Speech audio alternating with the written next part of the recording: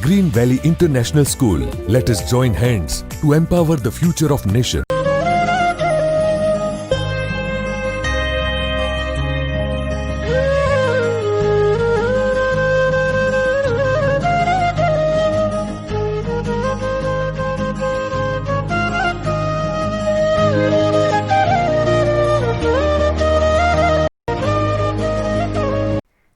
Hello friends, how are you all? Hope you all are fine and safe.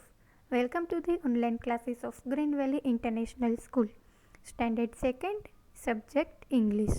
Today we will do Unit 5 poem Zoo Manners.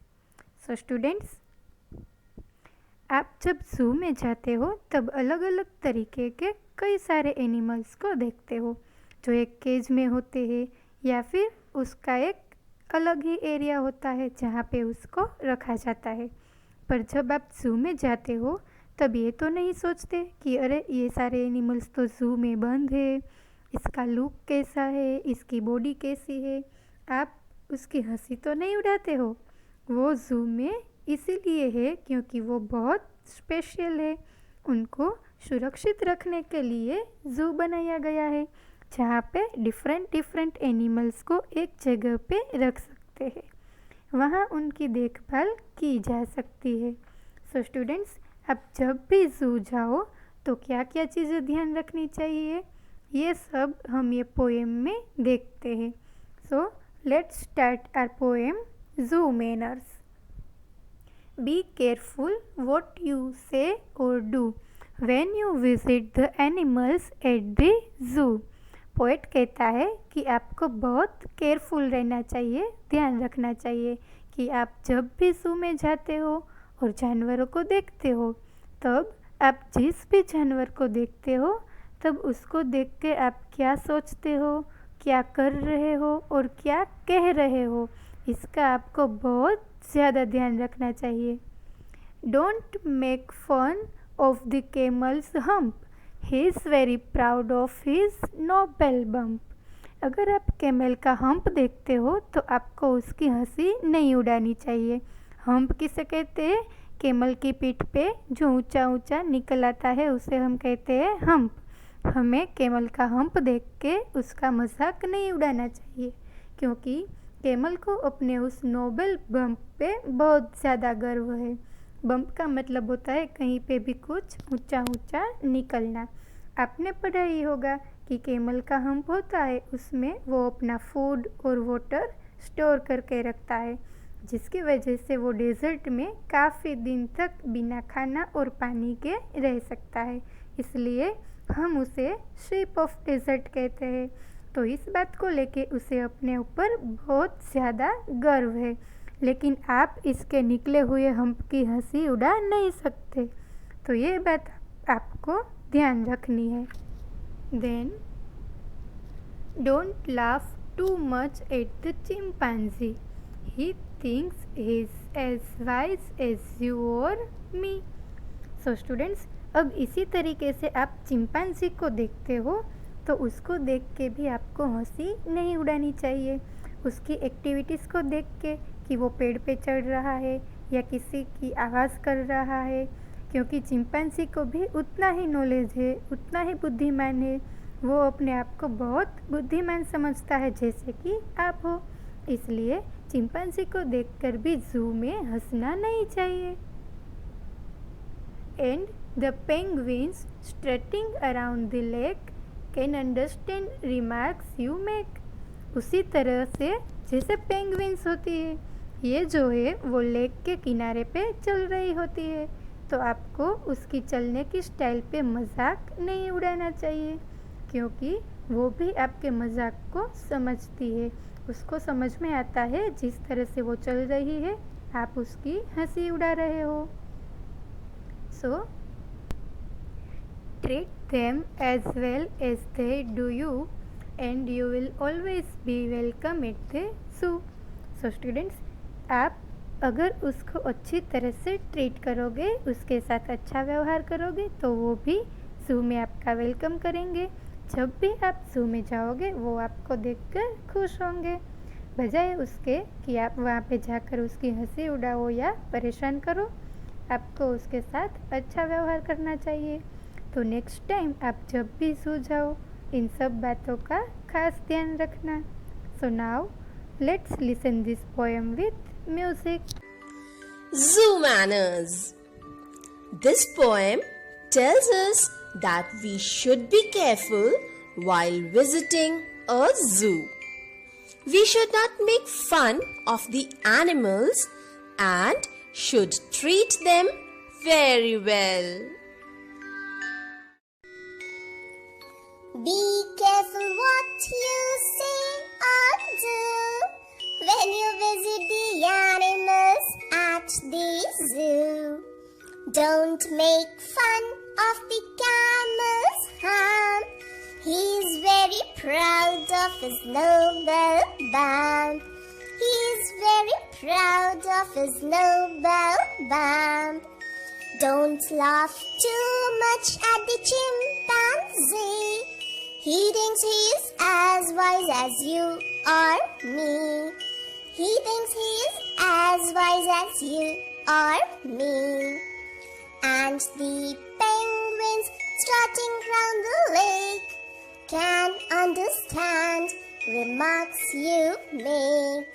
Can understand remarks you make. Treat them as well as they do you, and you'll always be welcome at the zoo. And you'll always be welcome at the zoo. Now let's learn new words. Proud, feeling deeply pleasure. Proud का मतलब होता है गर्व होना. Then noble, someone with very good character. Nobel का मतलब होता है श्रेष्ठ, बहुत अच्छा. Then wise, someone with good knowledge. Wise का मतलब होता है बुद्धिमान. Then penguins, type of large black and white sea birds. Penguin हम किसे कहते हैं? जो ब्लैक एंड वाइट कलर का होता है, उसकी लंबी सी चोंच होती है, उसके विंग्स होते हैं, लेकिन वो उड़ नहीं सकते. उसको विंग्स जो है वो स्विमिंग करने के लिए मदद में आती है, हेल्प करती है. देन स्ट्रटिंग, यानी कि walking in a proud manner. Strutting का मतलब होता है गर्व से चलना. Then remarks, to say something as a comment. Remarks का मतलब होता है किसी के बारे में कुछ कहना. Now moving on to the next exercise. Reading is fun. First question, what do you see at the zoo? Zoo में आप क्या देखते हो? हम जू में क्या क्या देखते हैं? तो कि वहाँ पे बहुत सारे जानवर होते हैं और कई सारी चिड़ियों को भी हम देखते हैं. So we write, we see many types of birds and animals at the zoo.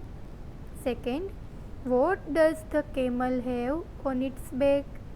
Camel जो है उसकी पीठ पे क्या होता है? कैमल की पीठ पे जो ऊंचा ऊंचा निकला होता है उसे क्या कहते हैं? Hump. The camel has a hump on its back. Now moving on to the next exercise. Let's talk. यहाँ पे फर्स्ट क्वेश्चन है, have you been to a zoo? क्या आप कभी जू में गए हो? Students, here you can write the answer as per your choice. Here we write, हाँ मैं जू में गया हूँ, तो क्या कहेंगे? Yes, I have been to a zoo. Second, name the animals which you have seen in a zoo. Say the names in your own language and then in English. आपने जू में किन किन जानवरों को देखा है उसके नाम पहले अपनी लैंग्वेज में बताने हैं, फिर इंग्लिश में बताने हैं. जू में आपने कौन कौन से जानवर देखे हैं? तो कि चीता, शेर, हाथी, बंदर, जिराफ, हिप्पो, अजगर और घड़ियाल. ऐसे कई सारे जानवर होते हैं जो हम जू में देखते हैं. हम यहाँ पे लिखेंगे, I have seen Lions, tigers, leopards, hippo, elephant, monkey, pythons, crocodile etcetera in the zoo. Pythons का मतलब होता है अजगर, क्रोकोडाइल्स का मतलब होता है घड़ियाल। Then third question, name the animal you like the most, why. यहाँ पे आपको बताना है कि आपको कौन सा जानवर है वो सबसे ज़्यादा पसंद है और वो क्यों पसंद है। So I like leopard the most because it is very quick and powerful. मुझे चीता सबसे ज़्यादा पसंद है क्योंकि वो सबसे तेज़ दौड़ता है और ताकतवर है, बहुत शक्तिशाली होता है। Fourth, did you feed any animals at the जू।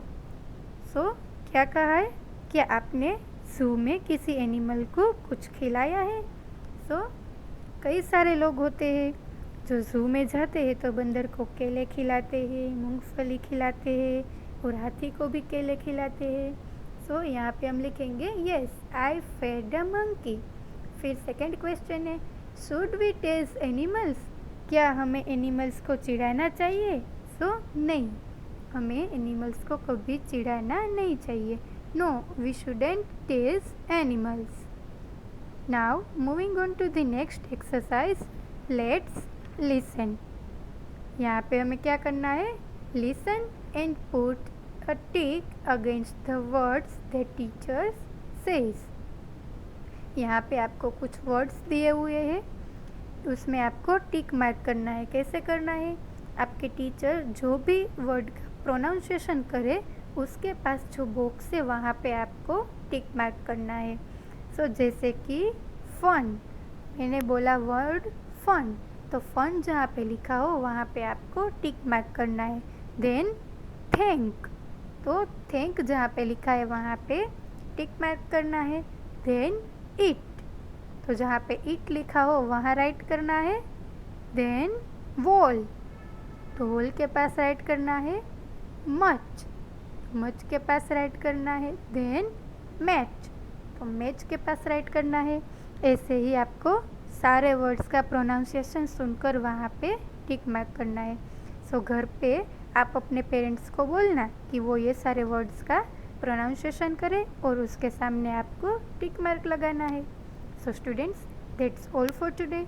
I hope you have enjoyed the lesson. Thank you so much.